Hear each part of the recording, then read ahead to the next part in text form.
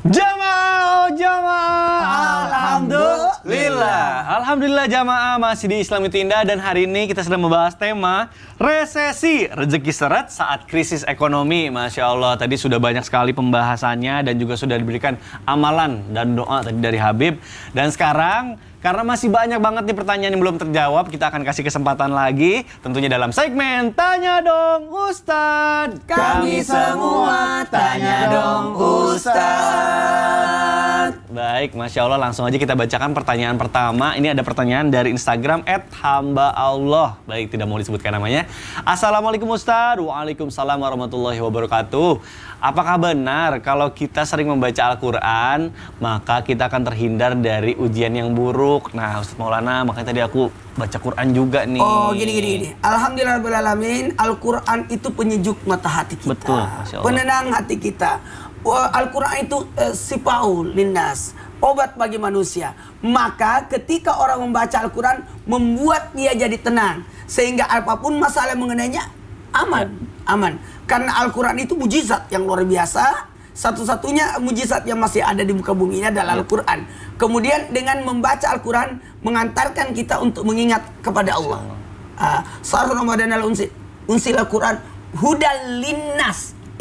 Kata-kata hudal linnas, petunjuk bagi manusia. Maka seandainya orang membaca Al-Quran dengan terjemahannya, memahami isi kandungannya, maka dia akan tenang. Karena semua solusinya ada di situ. Masya Allah. Karena Al-Quran adalah petunjuk. Betul.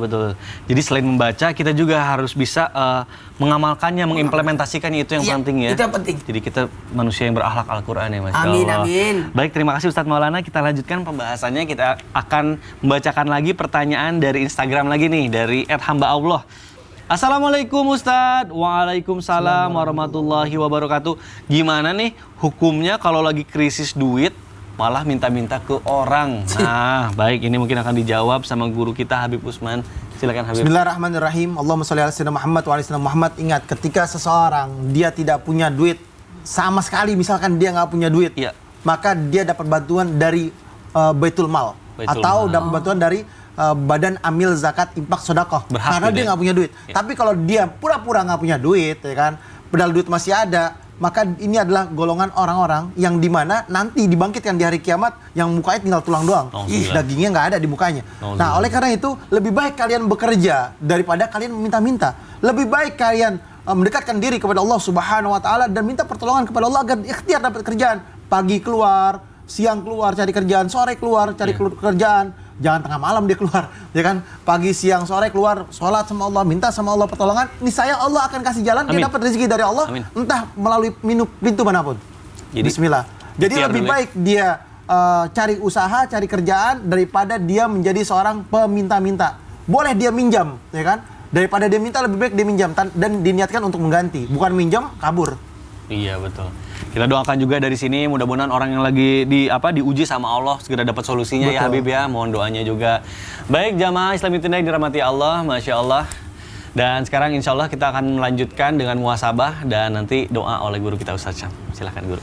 Bismillahirrahmanirrahim. Jamaah Islam itu indah yang dimuliakan Allah Subhanahu wa taala. Sekelas manusia yang paling mulia seperti baginda Nabi SAW pernah keluar dari rumah beliau di tengah malam.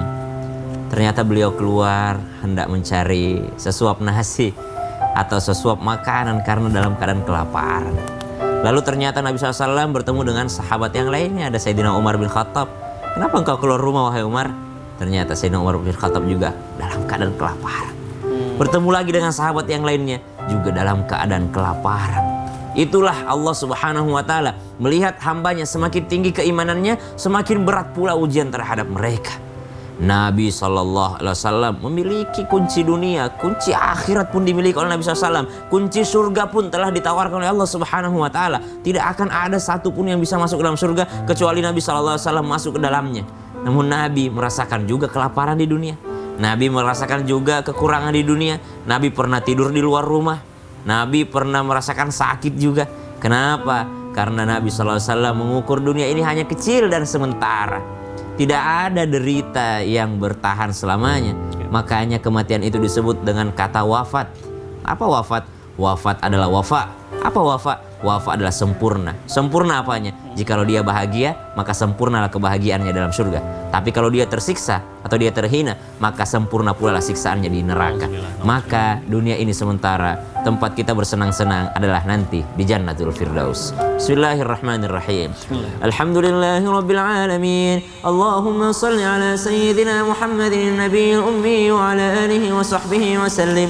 ربنا تقبل منا إنك أنت السميع العليم وتب علينا يا مولانا إنك أنت التواب الرحيم اللهم اكفنا بحلالك عن حرامك. Ya Allah, cukupkan kami dengan rezeki yang halal sehingga kami tidak mencari yang haram. Wa aghnina bifadlika amman siwak. Ya Allah, perkaya kami dengan meminta kepadamu sehingga kami tidak meminta selain darimu ya Allah. Allahumma akrimna birrizqil halal. Ya Allah, muliakan kami dengan rezeki yang halal. Warzuqna min haitsu la yahtasib. Dan berikan kami rezeki dari jalan yang tidak kami sangka-sangka. Wa sallallahu ala sayyidina Muhammadin nabiyil ummi wa ala alihi wa sahbihi wa baraka wa sallam.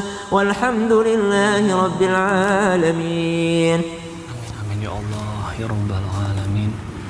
Baik jamaah, demikianlah perjumpaan kita di pagi hari ini. Mudah-mudahan ilmu yang kita dapatkan di pagi hari ini bermanfaat dan kita bisa mengamalkannya. Sekali lagi saya ingin berterima kasih sedalam-dalamnya kepada guru-guru kita, kepada jamaah yang sudah menyaksikan Islam itu Indah. Akhir kata saya Mikdad Adausi mohon undur diri. Wabillahi taufik wal hidayah. Wassalamualaikum warahmatullahi wabarakatuh. Waalaikumsalam warahmatullahi wabarakatuh.